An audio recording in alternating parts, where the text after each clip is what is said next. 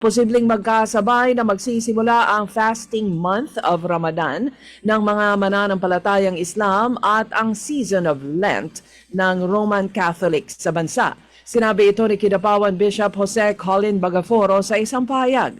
Ang season of Lent ng mga Katoliko ay magsisimula sa pamamagitan ng Ash Wednesday sa February 18. Ito din ang posibleng pagsisimula ng Ramadan o fasting month. Depende sa resulta ng moon sighting o paglabas ng crescent moon.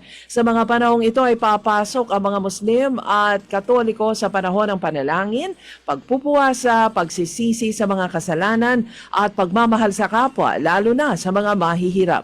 Kaugnay nito, nanawagan si Bishop Bagaforo sa lahat to work together and pray together. Nanawagan din siya na pagtuunan ng panahon ng mga mahihirap at isulong ang kapayapaan hindi lang sa Mindanao, kundi sa buong bansa.